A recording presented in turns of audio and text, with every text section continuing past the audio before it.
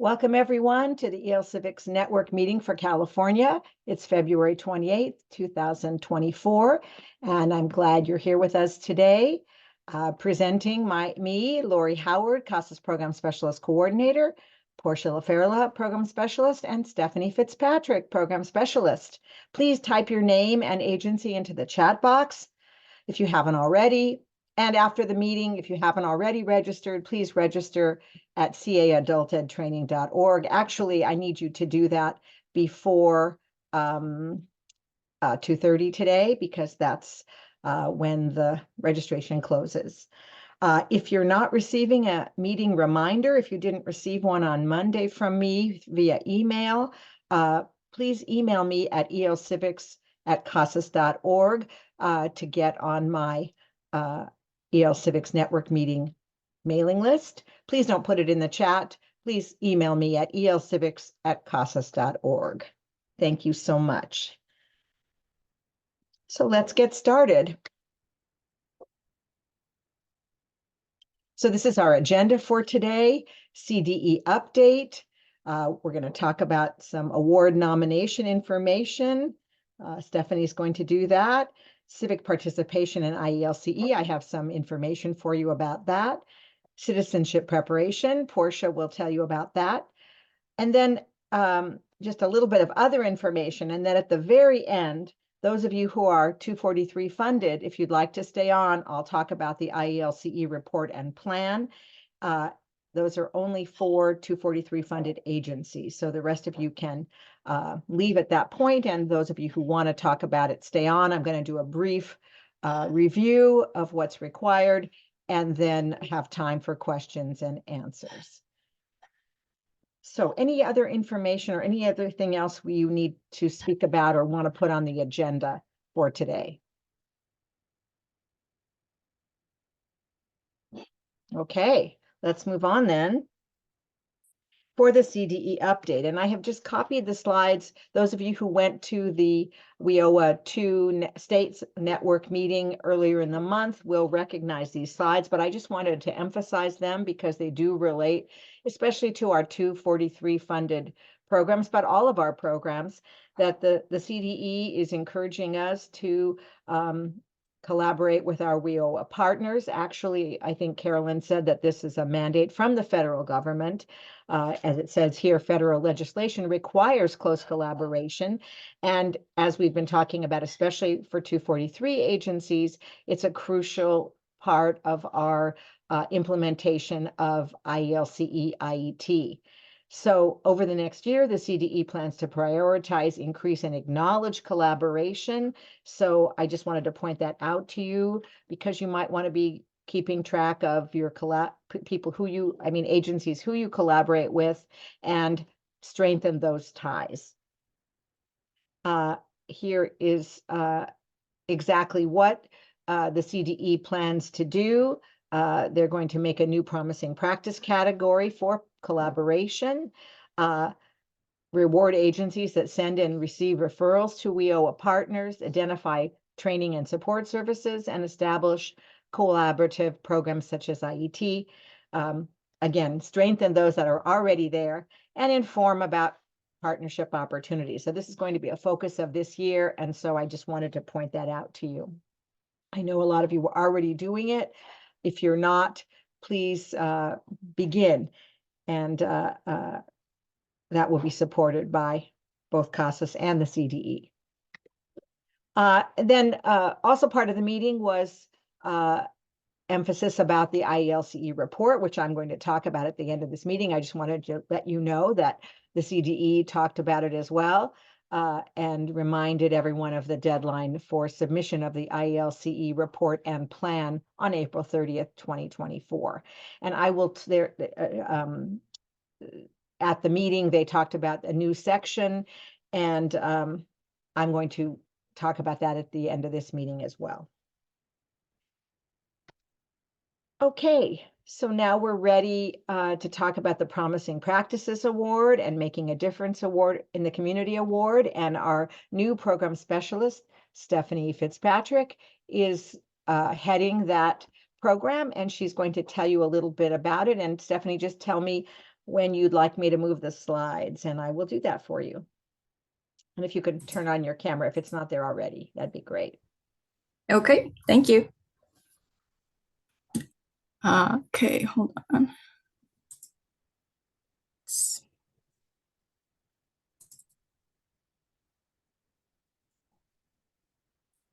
All right, so I'm going to be talking about two awards.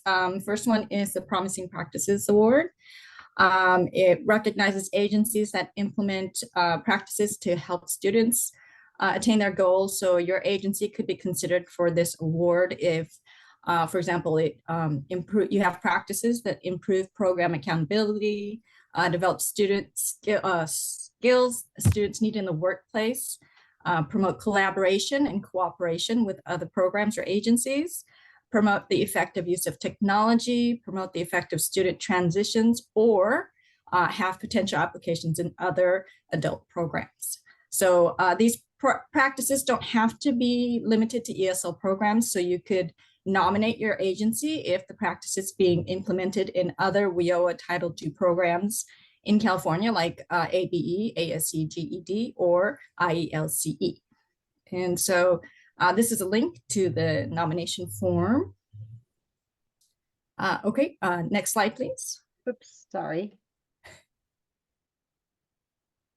Okay, so the second one is the Making a Difference Award.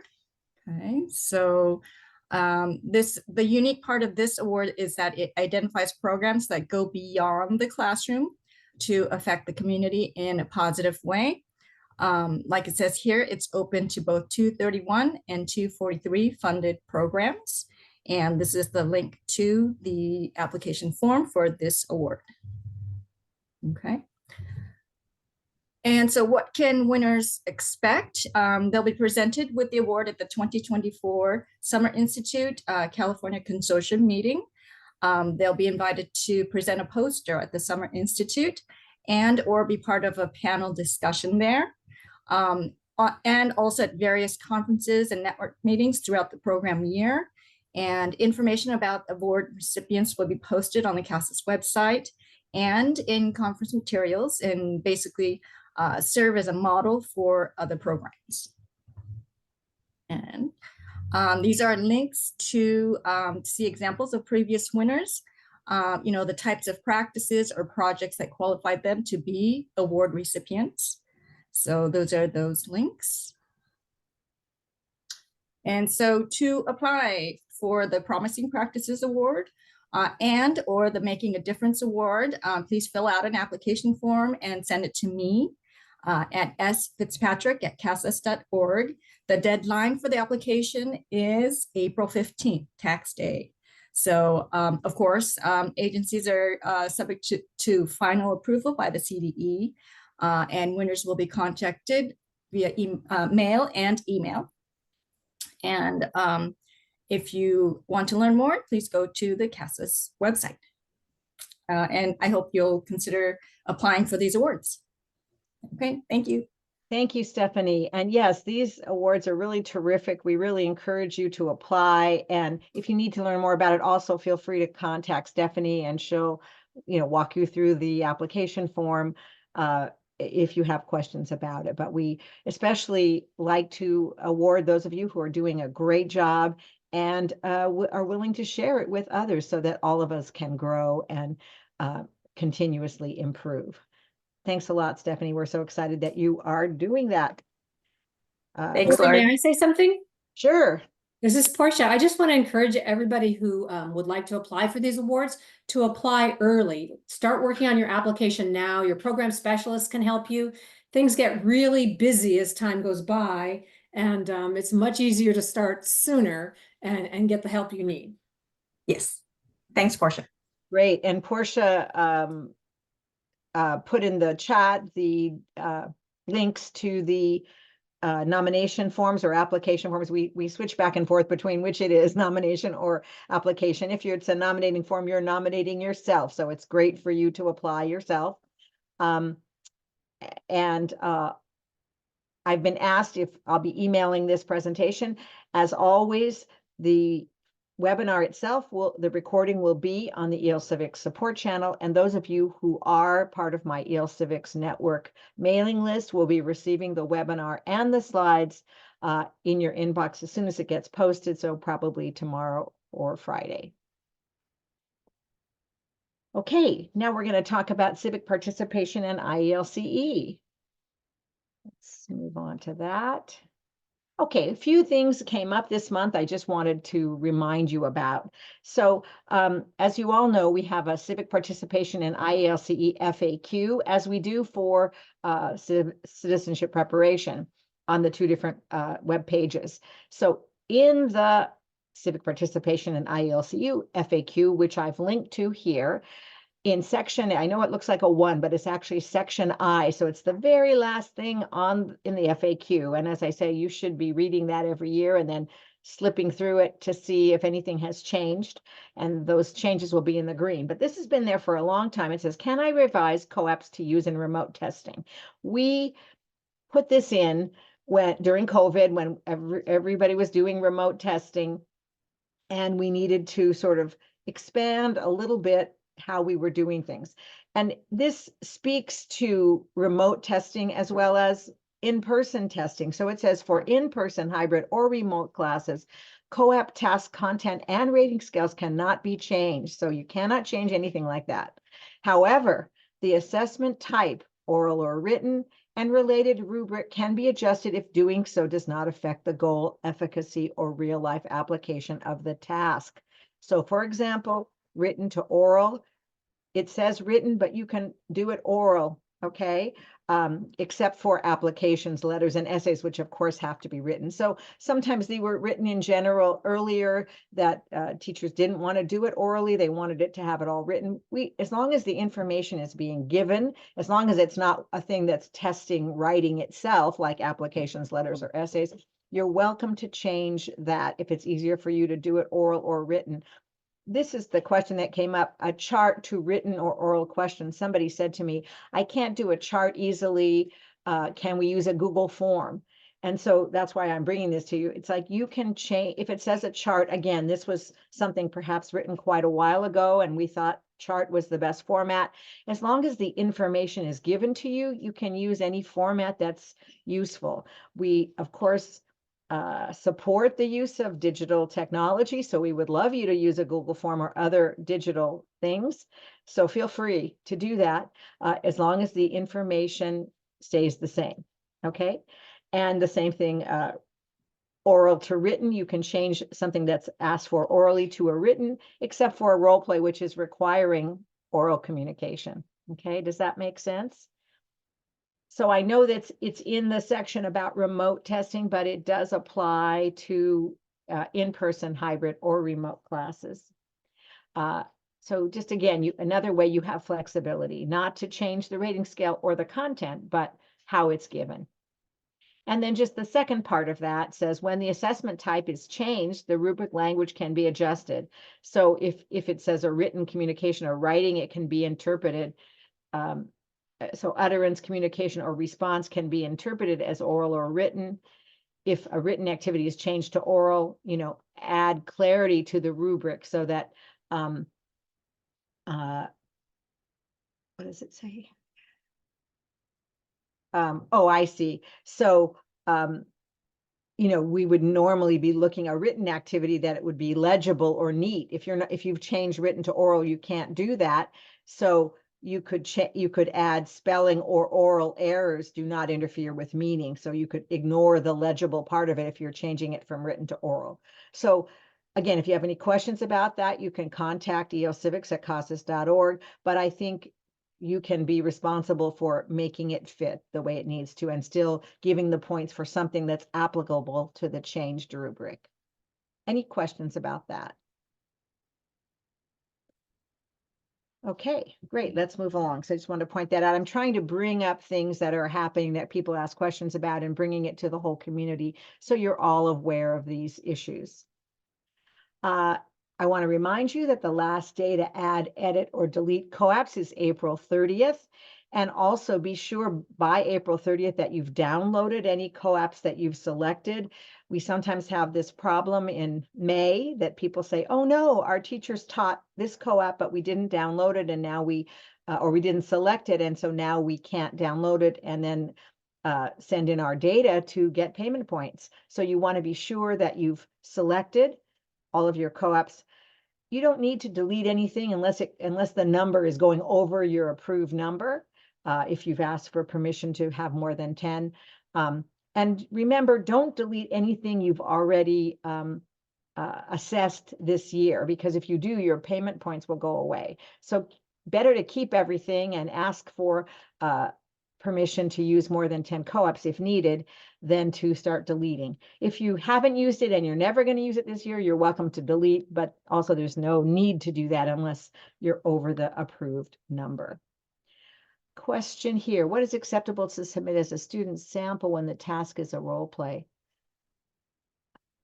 So yes, so again, part of what you need to do to verify that you've given these assessments is to keep the test itself. So any questions that you've given, whatever the role play is, the questions, and if you have accepted answers, that would be fine. And then a score sheet that scores the students, that they got 90% or 100% on this oral. If you have a written script, that's great. Whatever lets someone who's reviewing it know what the assessment was. I hope that answers your question, Jean. Okay, and okay, thank you, Portia, for adding to the FAQ document information. Anything else about either the FAQ or the deadline, or not deleting your co-ops if you've used them? Okay, good. Let's go to the next thing. Oh, the IELCE Civics Exchange. I am so thrilled to show you this visual, which shows that we now have consumer economics. This had been a 0, but now we have materials in consumer economics. So we've got all but one, and we're just about to, oh, I'm sorry, the numbers don't show. It was hard for me to use our new clipping tool, sorry. But government and law has activities, as does workforce. We're just still missing something in transition, which we're about to post later this spring. We'll be working on that. And we have Stephanie Fitzpatrick to thank for these active materials. She has been helping some of our great agencies who've submitted materials like Mount Diablo, and I'll show you here. So Torrance Adult School, we're almost ready to have available levels IL to A and BL to BH for 28.2, which is now 243 funded. So that's going to be available to you soon. 1.7 is now available, and that's why we have the number 1 activity in the consumer economics, or whatever that first tile is. And then later in the spring, we're hoping to have 3.3, which is entrepreneurship, also a co-op that is 243 funded. And then another financial set of materials from Huntington Beach Adult School. So we see that a number of you, I think we have more than 25 agencies who are working in Civic Objective 1, financial literacy. And we're realizing that some of those tasks aren't as applicable as they used to be. Oh, so hold on. So I'm actually about to talk about this. So we are going to set up a financial literacy and banking focus group. So I'm asking you, are you interested in participating in a focus group? It would just be an hour. We want you to voice your opinion about how to update, revise, or develop new financial literacy co-ops. If you have updated materials or you would like to submit them, that would also be good. But this focus group is just to get information. We want to know, are your students still writing checks? Are they using withdrawal forms, which is one of the tasks that we think probably they're not. So we want to ask you about that. So if you can sort of get that information, those of you who are doing financial literacy, and let me know if you'd like to participate in this focus group meeting, which will be in April. Send your name to an agency and contact email to elcivics@casas.org. I'll be contacting you to set up a meeting we'll either do a doodle or just pick a few dates and see what's best for everyone. Again, just to talk, but then if you also want to submit materials later or work with us on developing or revising what we already have, that would be great too. Any questions about that? 3 new messages.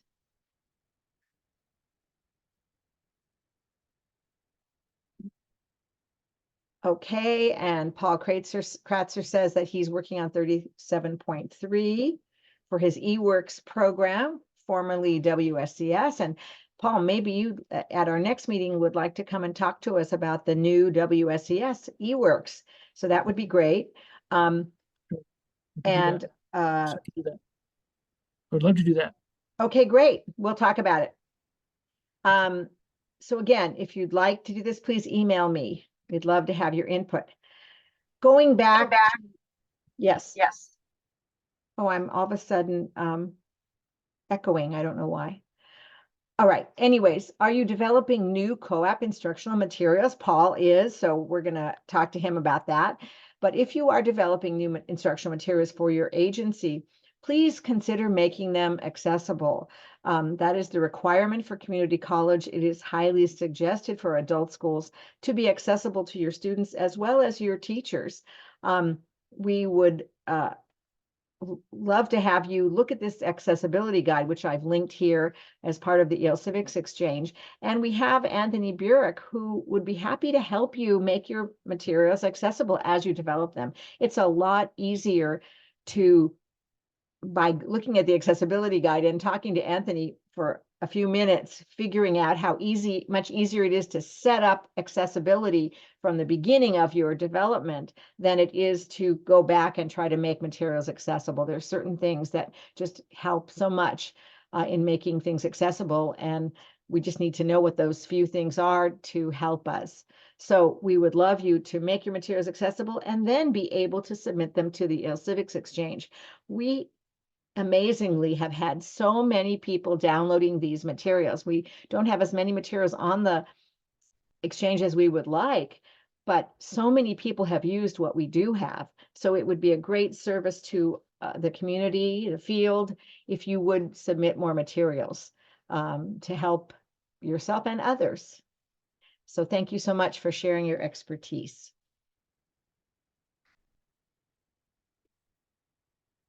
Okay, and I want to tell you a little bit about this set of materials. I haven't had a chance to review them, but one of our CASAS colleagues saw a presentation about these materials, digital literacy for low-level ESL learners. It has 20 lessons, and it's designed to be integrated into in-person lessons, but it could be adapted to virtual or hybrid setting with some paper-based support. It's here at this link, so I recommend that you look at it if you're trying to work on digital literacy with your low-level ESL learners. And remember that our Civic Objectives 47 and 48 deal with this. So if you haven't been doing 47, 48, you could use these materials to help you instruct in those civic objectives. Or if you have, this might be an injection of some new materials for your students to work with. And I know lots of agencies have been working in 47 and 48 digital safety and digital literacy. So maybe these materials will be helpful to you. Okay. And Anthony says, I'm here. Please reach out to me for the OTAN support of making materials accessible. Thank you so much, Anthony, for your support of this. Okay, any questions so far about what we've talked about up until now? For civic participation in IELCE. Okay, now we have Portia LaFerla to tell us about citizenship preparation. Well, hello, everybody. Just a reminder that if you want to offer the CIT test to your citizenship students, you must have a certified examiner in order to offer that test. And the training for CIT original certification opens in July, and it's open through April 30th. It takes about 4 to 6 hours. And then once you have completed that, you can order materials, you can score tests. Those tests can be submitted for payment points. All CIT examiners have to recertify annually. And if you need to recertify, you receive an email from CASAS in January, and you have from January through April 30th to recertify. It's a much shorter course. It takes about 2 hours. You don't have to submit sample interviews for recertification the way you do for certification. I find that people who use all of the scoring materials, the scoring anchors, scoring rubrics, tend to do better. They pass within 3 interviews, and once you've passed 3 of 6, you're done. So I highly recommend that you keep those materials with you, and that also you keep them with you when you are scoring tests for payment points. It's kind of technical. You might not always agree with the answers, but these are scores that have been agreed upon by a panel of experts. And so we just have to make sure that everybody is scoring in a consistent manner. And that's the reason for recertification. There's no charge for this if you're a WIO2 agency, but I would highly encourage you to get on it if you have not already ordered the course. We're already getting close to March, and again, the course will close on April 30th. Thank you so much, Portia. Any questions to Portia about citizenship? Okay, and while while I was talking, or while Portia was talking, Nicole Choi asked about some digital literacy materials, and then Anthony put up a link in the chat. Anthony, do you want to briefly tell us about those other materials, or not the ones I shared? Sure. Hi, everyone. Anthony Bjork from OTAN. So yeah, those the title of the materials is DART, D-A-R-T. Basically, it's out of Texas. Some of our partners in Texas developed these materials about a year or so ago. The great thing about them is that they are, I think it's about 20 lessons on really beginning level digital literacy, but also beginning level ESL as well, and trying to really interweave those two things so that you're not just teaching digital literacy and you're not just teaching ESL, you're really reinforcing each topic through these lessons. So I'd encourage everyone to explore those. Lots of great materials, handouts, things like that, things you could use in your classroom. You could take out all the references to Texas, but yeah, I'd really encourage folks to take a look at them. So. Great, thank you so much, Anthony. Appreciate it. And I will send that link to you. I'm trying to copy it right now. Send that link to you when I send you notes for this meeting. Thanks a lot, Anthony. Appreciate it. Great. And Portia, there was a question about, let's see what it was. Is there a link to the CIT training? Yes, I'm just putting a little response in the chat. The CIT training is on the citizenship page or on the order page of the CASAS website, and I will put I'll put a link in the chat for that, but it's on the web page. And it's a little bit confusing when you sign up because people think they're going to have to pay and you don't. And if you make a mistake, CASAS knows who you are. You will not pay for the training. But I put a really short video on the YouTube channel so that you can watch that, and it's all the steps to sign up. Unfortunately, the order form is for everything. It's not just specific to WIO2 agencies. So it gets a little confusing. But I'll put the page to the registration in the chat. Okay, great. And then what was I going to say? And then somebody, oh, that was something else. Sorry. And then Jennifer, do you want to talk about what you just put up about nursing assistant course? Jennifer Gagliardi? Or if you have a link to that, the US. Hi, sure, go ahead. Hi, a couple things that I wanted to mention. So USA Learns has an update, has like a course for people who are doing nursing assistant. So the vocabulary that is associated with that. So check that out. And also, I just want to remind people that USA Learns did update their citizenship program, and it included a lot of things in there about identification, new videos, etc. So it's really good to take a look. Oh, and a lot of the lessons are associated with digital skills. So again, they really extended that out. And look for USA Learns to update their Access America program. The other thing I was just going to drop into the box was I was on a digital equity webinar earlier today, and they had a really interesting speaker from Unidos.us about their digital literacy course, and it's in English and Spanish. So I was just going to put that into the chat right now. Great. That's Thank it. you so much. And related to that, Olukemi from Paramount Adult School asked a question, and I don't see it, but she suggests that that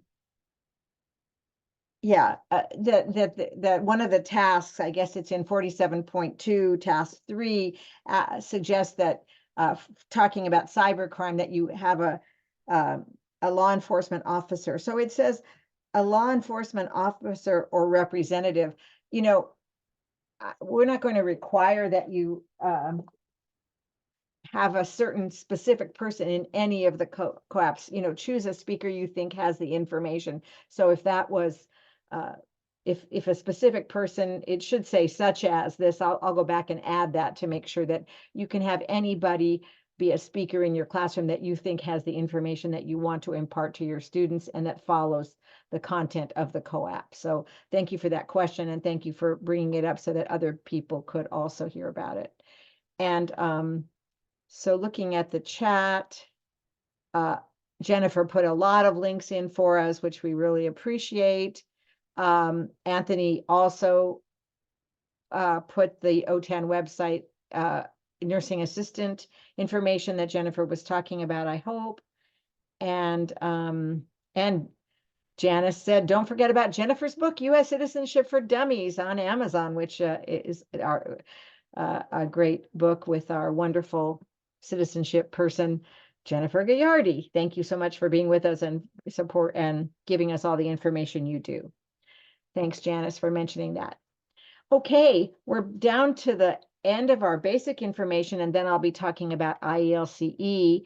So for other information, just reminding you of our upcoming meetings, April 3rd, May 1st, May 29th. On April 3rd, since the IELCE report will just have come out, I'll give you some more time for questions and answers. And of course, you can always write to me. I will be away most of the month of March. So if you have questions, please ask them before Friday. And then I'll be back at the end of March to help you with those. And if you have any burning questions, Portia LaFerla is taking over for me, and we'll try to answer those for you. If you haven't already, please type your name and agency into the chat box. And if you haven't already, please register for the meeting at caadulted.training.org. I want to mention to you that the CASA Summer Institute registration is open. We have the link here. We would love you to attend. It's going to be great at the Hyatt Regency Orange County, one of our favorite places to have our conference, from June 17th to June 20th. And we hope you will register and come along there. We will be there to assist you with all things CASAS. OTAN will be there, I know. And we're excited to have you there with us. So any questions about the information we've given you so far?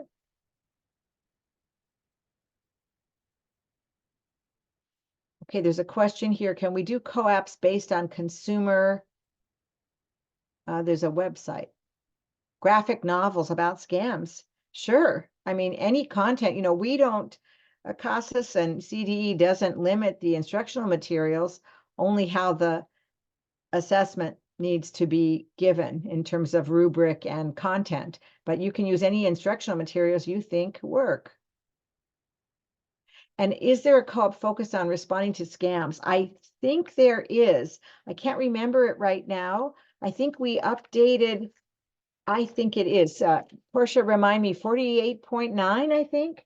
Let me just look real quick. 48.9, I think we updated to talk about that. Let me Yeah, see. internet safety. Is it 40? I'm gonna check for you, Lori. Well, we have evaluating online content in 48.9, I think. Hold on. 48.5. We added search for and evaluate online content. So I think scams could be part of that, because you ask the questions, who's the author, what's the source, is it a credible source of information, etc. Why don't you look at that and see if it fits? If not, we would be happy to adjust. And as I recall, there's some other things about media literacy that happen, perhaps are in other places. And if it's not there, we would be happy to add it in. So let us know if you have needs about that. Is anybody else teaching about scams? And I just saw a TV program on Sunday night that talked all about this, and people are being bilked out of lots of money. So internet scams, really important. This one just wasn't too internet-y. It was just based on texts, which I don't think people are expecting to have scams from texts, but that's what it was. Somebody writes an innocuous text, they become friendly with you, you don't know who they are, and then they earn your trust and try to scam you. So we have to be aware of this in all areas, and we should be telling our students all about these things. So we would love to work more on this if there's not enough in our co-ops. Okay, so if there are no other questions, I'm going to move along to 243 IELCE. Those of you who are not 243 funded, you do not need to stay. Thank you so much, and I will see you on April 3rd at our next EL Civics Network meeting. Jennifer says, I've been doing research on voting security and linked to career pathways from high school through tech community college into government jobs. So I'm not exactly sure, Jennifer, do you want to describe what that is a little bit more, or voting security linked to career pathways? Go ahead, tell us. You're muted, just to tell you. Can you unmute yourself? Hi, so coming up, I'm going to be doing a couple of webinars about voting and election resources. In fact, I'll do one tomorrow for links. And one of the things that's been coming up is that people are very concerned about voting security. And as I was digging deeper and deeper into the different government agencies, there's the Department of Education, Homeland Security, and NSA have this incredible career pathway about what you need to know, or these resources, what you need to know, or what kind of education you need to get a career in cybersecurity. So it's been really interesting to explore those pathways, and I think it would be very useful to take a look at that and maybe backward design some courses that might be appropriate for adult schools. Thank so you, we can Jennifer. help our students on those pathways. Thank you. Please put your link to your, if you have it, for your presentation tomorrow, if people are interested. And yes, if we're having problems in security, cyber or other, then that does create jobs for us, right? So we should be thinking about careers in security and cybersecurity. Thank you so much. And voting security, really important. I've been reading about security of our mailboxes and not leaving anything in your mailbox that could be stolen, like a check you're sending to a company. Or I realized I didn't want to put my voter pamphlet into my mailbox to have and put up the little flag for my mail carrier to take, because I thought somebody might steal it. So I'm going to go directly to the post office with my vote by mail information. And now any checks I'm sending, I'm going directly to a post box or the mail or the post office to make that happen. So thank you so much. I have a question here about who's eligible to administer the SIT. Portia, do you want to answer that? Yes, any employee who has a good command of English can be certified to offer the SIT. You wouldn't want to certify a volunteer, but you could have an instructional assistant, a teacher, as long as it's one of your employees. And again, there should be a good command of English. If they have a very heavy accent, it isn't, it makes it very difficult for the examinee. And so we don't recommend that. And Janice suggests that to thank you, all the agencies that are having voter registration events at your school. We appreciate that because we want to encourage voting.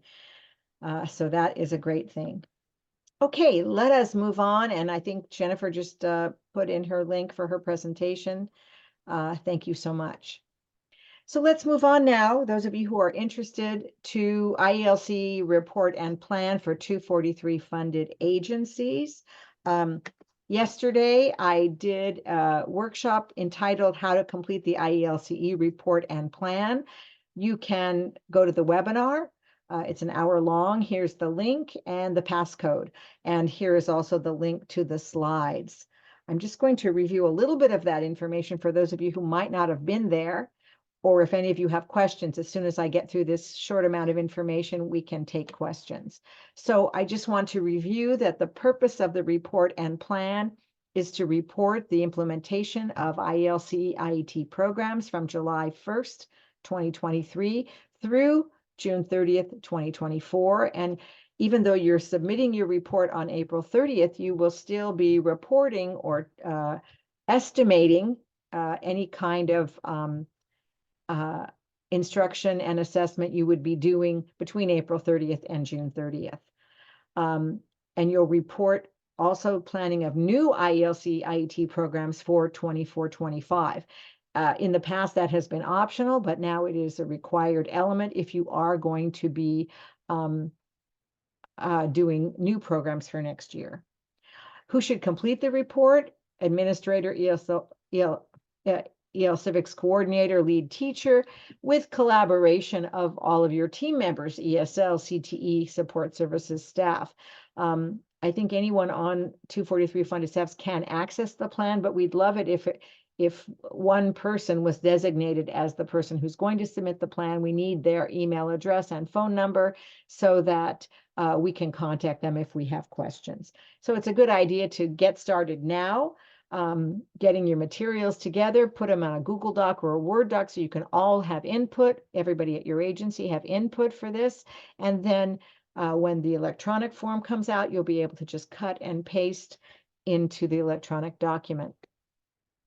The IELCE report and plan is almost exactly the same as the 22-23 form, except for couple of things. In part 1, there is a revised question in the quantitative area to try to ask you for more information about how you report and how you keep track of those students who are concurrently enrolled.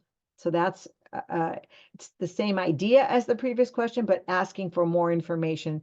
The information we were getting from the last question wasn't as detailed as we would have liked. And then part 2, reminding you it's not optional anymore. If you are planning new programs for next year, you have to do it. And also, everyone has to do this new question 1, which is about IET quality indicators. And I'm going to talk about that in more depth in a minute. But just to tell you, you should always use Chrome when entering the IELCE report, because that will give you the best interface and allow you to see everything you need to see. And the electronic report will be open on or before April 1st. We're hoping for mid-March, but because it's a technical thing, we're not always sure exactly when it's going to open up, but it will certainly be there by April 1st. Just to give you more information about the new question, IELCE report and plan part 2 about next year, we need you to view AIR's IET quality indicators document, which I have a link to here, and select one of the quality indicators in which your agency's IELCE IET program needs improvement or has not yet implemented. And then, so you select one, you're going to do that on a radial button, and then in a text box, you'll describe your plan for implementation or improvement in this quality indicator for the next year. So you can start now looking at the quality indicators and choosing one or more, but one that you need to report for sure. And I'm going to show you that document as soon as it comes up here. so that you will be ready to, whoops, there we go, consider it. Because as you may have heard from the CDE, they're very interested in improving the quality of your IELCE IET program. So these quality indicators are in 5 areas: program design, collaboration, and remember that's an emphasis for next year from the CDE in all programs. So you might want to choose something in section 2, collaboration, curriculum instruction, student experience, and management. So we'd like you to review all of these. I think there are 28 quality indicators, just so you have an idea of what a quality program has, and then choose one that you'd like to either improve or begin working on. And here is the list. Each of the blue sections are the blue areas are the section heads, and then the items below. And this will be represented in the IELCE form, electronic form. You will choose one. It will draw that one out on your electronic form and then give you a space to tell how you're going to improve that at your agency or implement it for the first time. Any questions about that?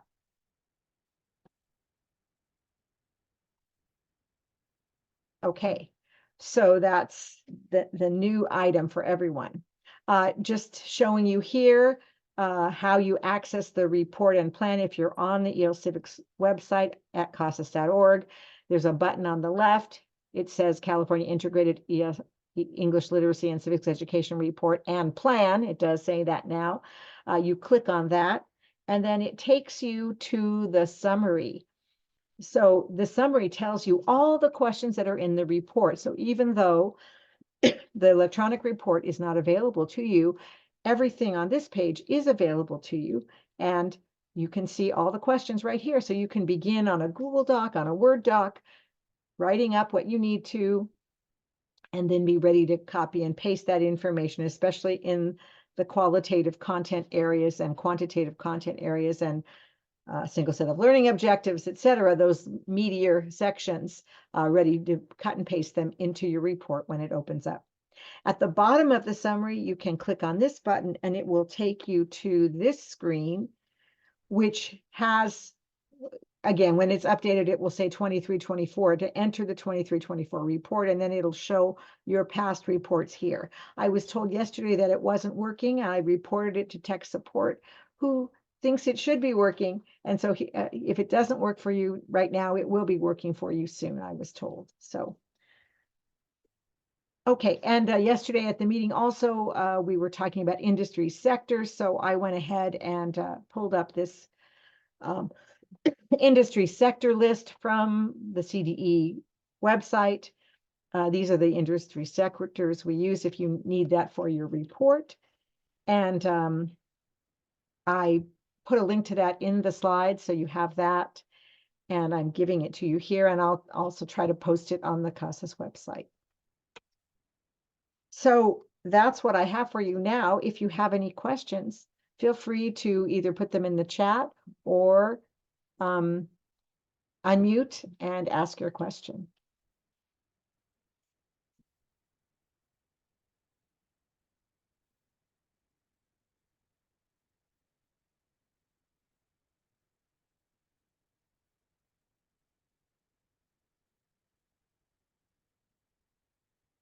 We'll wait a few seconds. Sorry. Yes, tell me who you are and This is Jackie Okeke from Paramount Adult School. hi, Jackie. Hi, I wanted to know if I could have that link that Anthony put. I think I came in after he put it in the chat, and I'm not able to get it. The DART. The DART. Yeah. Anthony, could you put that DART in again? Thank you so much. And the PowerPoint, as always, will be sent to IELTS Civics Network meeting members. So if you're not a list on the IELTS Civics Network, email me at elcivics@casas.org, and I'll put you on the list and send you the slides. And then the webinar will be posted on the IELTS Civics support channel. Okay, thank you. I You're welcome. am already on your list. I just wanted the website now. Sure, that's fine. No, I'm sorry, that was another question. Sorry, Okay, from someone else. Thank Thank you. you, Jackie. uh-huh. Any other questions? Any support you need for the IELCE report and plan?